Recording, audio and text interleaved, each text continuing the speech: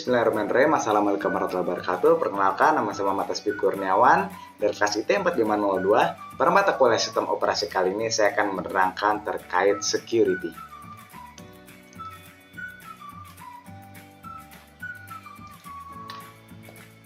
Oke, pada konsep keamanan atau security kita mengenal yang namanya CIA Triad. CIA Triad ini merupakan konsep dasar jika kita mempelajari terkait keamanan digital, keamanan informasi. Nah, CIA Triad sendiri terdiri dari 3 komponen utama, yaitu confidentiality atau kerahasiaan, integrity atau integritas, dan availability atau ketersediaan. Mari kita bahas bersama-sama.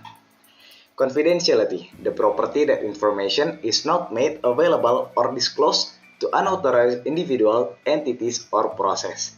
Confidentiality atau kerahasiaan ini menekankan kepada perlindungan terhadap akses atau pengungkapan informasi kepada pihak yang tidak berwenang. Jadi prinsipnya jelas kerahasiaan. Selanjutnya yaitu ada integrity atau integritas. Maintaining and assuring the accuracy and completeness of information over its entire life cycle. Pada integritas menekankan pada perlindungan terhadap perubahan atau modifikasi yang tidak sah terhadap informasi. Lanjut, pada availability, assures that system work promptly and service is not denied to unauthorized user. Jadi pada availability ini menekankan pada ketersediaan akses, yaitu perlindungan terhadap gangguan atau kehilangan akses terhadap informasi.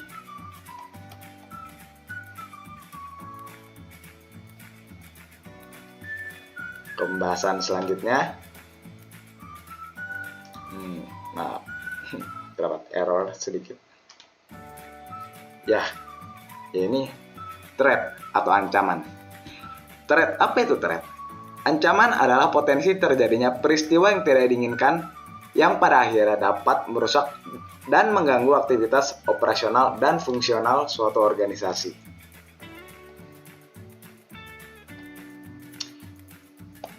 Untuk threat sendiri, terdapat beberapa sumbernya. Kita dapat menjadi 3 jenis. Pertama, natural. Penyebab ancaman natural ialah ada kebakaran, banjir bandang, mati listrik, dan sebagainya. Yang benar-benar disebabkan oleh natural lah, kejadian alam gitu. Lalu yang kedua, ada yang tidak disengaja atau unintentional. Yang tidak disengaja di sini dapat berupa seperti administrator yang tidak terampil, kecelakaan kerja, ataupun karyawan yang malas atau tidak terlatih.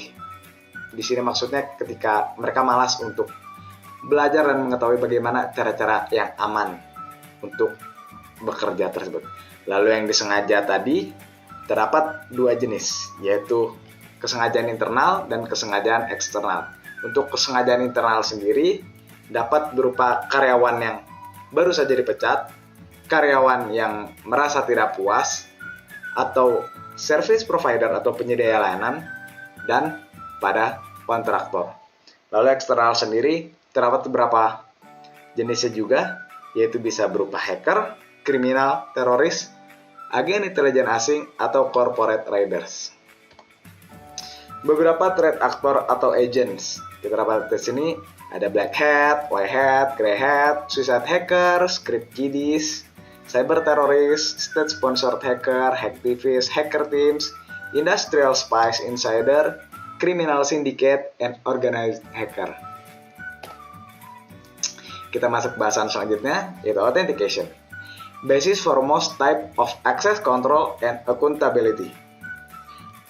Authentication sendiri merupakan dasar untuk sebagian besar jenis kontrol, akses, dan akuntabilitas. Autentikasi adalah proses verifikasi identitas seseorang, perangkat, atau entitas lainnya untuk memastikan bahwa mereka adalah subjek yang sah dan memiliki akses yang sesuai ke dalam sistem atau layanan yang diinginkan. Beberapa 3 aktor autentikasi, yaitu pertama something you know, ini dapat berupa PIN atau password. Yang kedua something you have, dapat berupa kartu RFID. Lalu yang terakhir ada something you are, merupakan biometrik. Bahasan selanjutnya ini hash. Hash sendiri adalah proses matematika yang mengambil input data apapun dan menghasilkan output berupa nilai hash yang merupakan representasi unik dari data tersebut. Nilai hash adalah serangkaian angka atau karakter yang dihasilkan secara deterministik oleh fungsi hash. Fungsi hash sendiri adalah setiap fungsi yang dapat digunakan untuk memetakan data dengan ukuran sembarang ke data dengan ukuran tetap. Pada dasarnya, karakter yang di hash tadi akan menghasilkan output yang unik. Cuman dalam beberapa kasus akan timbul yang namanya hash collision, yaitu terjadi ketabrakan hash. Jadi dia tuh sama gitu nilai hashnya. Beberapa jenis hashing umum yang umum digunakan, ini ada MD5, SHA-1, SHA-256, dan SHA-512. Pembahasan selanjutnya yakni tipografi. Tipografi merupakan cara yang menggunakan teknik matematika untuk mengubah data dan mencegahnya dibaca atau dirusak oleh pihak yang tidak berhak. Itu kemungkinan pertukaran pesan aman bahkan di hadapan musuh. Kriptografi adalah bidang yang terus berkembang yang mendorong penelitian dan inovasi. Di sini terdapat cara kerja kriptografi secara sederhana.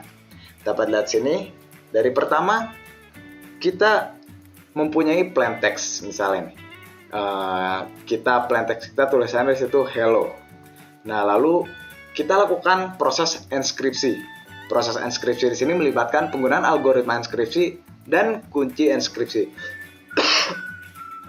Beberapa algoritma yang kita dapat gunakan seperti Caesar Cipher dan lain sebagainya. Lalu akan jadi sebuah ciphertext. Setelah dilakukan proses algoritma enskripsi tadi, plain text tadi akan diubah menjadi ciphertext.